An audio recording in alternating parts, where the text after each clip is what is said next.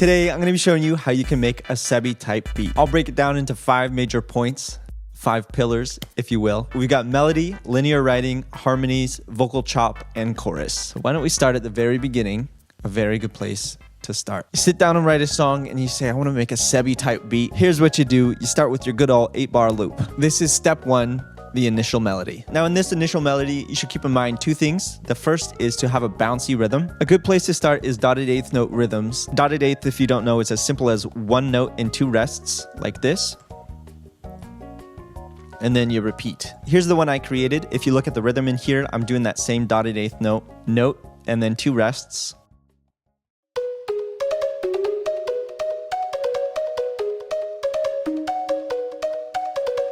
Here's the preset I'm using. It's from the Hyperpop Sample Pack Volume 1. It's free, by the way. Basically, all the melodic sounds in this video are from my sample packs. Links in the description if you want to check it out. To make a good melody, the number 1 thing was a bouncy rhythm. And the number 2 thing you should keep in mind with this initial melody is the goal is to repeat without being repetitive. Here's what I mean. This is actually pretty easy to do. Simple changes are your best friend. Something like this. If you start on bar 1 going down, start on the 2nd bar going up. This section is going up and down, and then I go down and up over here. I'm just recycling the rhythm and then changing a few notes when I can. And one thing that will help you out is maybe repeating the 2nd and 4th bars. I think I'm pretty much exactly... Yeah, I copy and pasted the 2nd and 4th one. It makes the melody sound continuous and complete, like familiar with itself. It's time for step number 2, linear writing. What I mean by linear writing, each individual track is going to change over time. Each instrument evolves through the whole song. This means you don't just loop the same MIDI. There is no copy and paste. Get rid of it. It's time to upgrade. Copy and paste 2.0. Copy, paste, and change. I'm going to show you 2 changes that you can immediately start doing. The first and easiest thing to do is cut things out of the beginning. This MIDI right here is what I started out with. When I wanted to write an intro section, all I did is I copied this over here and I cut out these sections. This way your MIDI loop gets more complex over time. And the second change you could do for linear writing is with effects. Add effects to your channels that automate through the song. I'm talking filter, cutoff, band pass, reverb, volume, octave. All of these can change. Let me show 3 in particular. This is the melody I'm using and I have a reverb on there and it starts the song at 100% wet. And by bar 9, it's all the way at 0.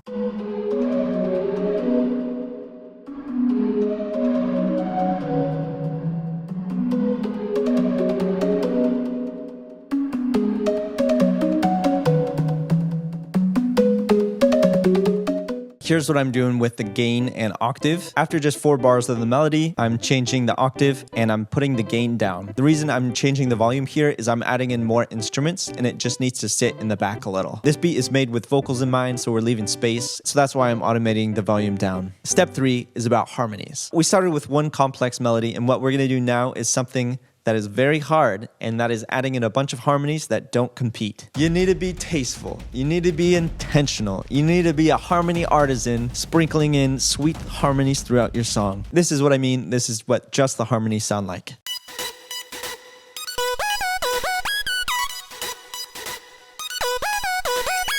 Some are 1 note, some are just simple rhythms. If you're doing it right, it shouldn't sound like anything. The job of these harmonies is to add energy without taking up space. You do this by leaving gaps and open holes like this. No harmony is playing the whole time. All these gaps in there. You also should make them a little rhythmic, but stick to 1 or 2 notes. This harmony right here is just following the melody rhythm, the dotted 8th.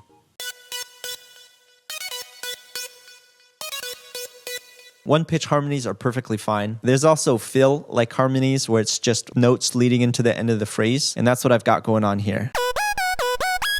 This is just 3 pitches repeated here and then just up an octave. Really simple stuff, a 3-note harmony. Now it's time to move on to a very essential step. Step number 4, the vocal chop. It's what separates the memes from the dreams. It alone takes just about any song to the next level. In this one, I'm using the vocals from the Cute and Stuff pack, which is just me. It's just me singing. I've made a video on how to do a vocal chop in the past, but here is the Spark Notes version if you haven't watched that already. The first thing you do is record your own vocals. Cringe, I know. Then you put some solid processing on it. I'm talking OTT and pitch correction. And then you export it so you have your own file. Then what you do is you load it in like I have here, and then chop that file up and repitch it to make a melody. And bede bing, bede boom, you got yourself a quick and dirty vocal chop. Remember, in this house, we think linear, especially with the vocal chop. Make sure you're changing this one up a lot. It can get very old if you just copy and paste it throughout the entire song. Here's what I'm doing with the vocal chop. The automation I'm doing is the reverb, wet to dry, and I'm also putting a bandpass filter on at the chorus. It looks like this. Here's what that sounds like.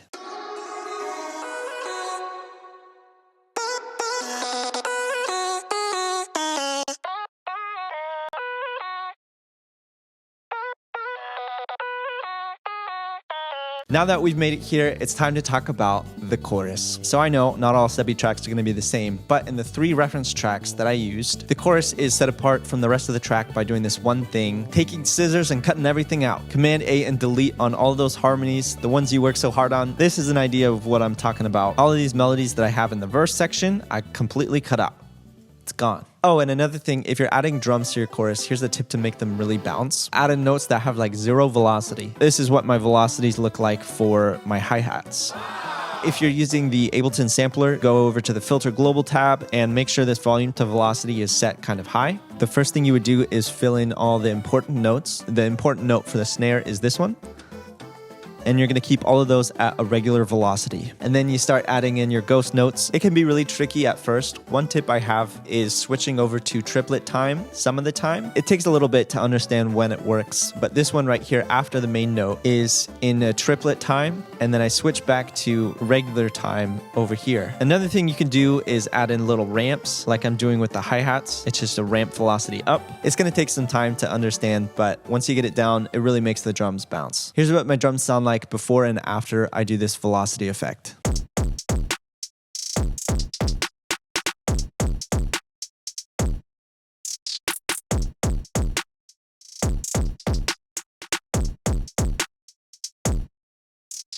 With these 5 steps, you're going to be well on your way to make a SEBii type beat. I'll play the full song in 1 second. I just wanted to give you permission to smash that like button. And if you like banger vids like this, stick around for a while. Hit that subscribe button. Sample packs in the description. Here's the beat.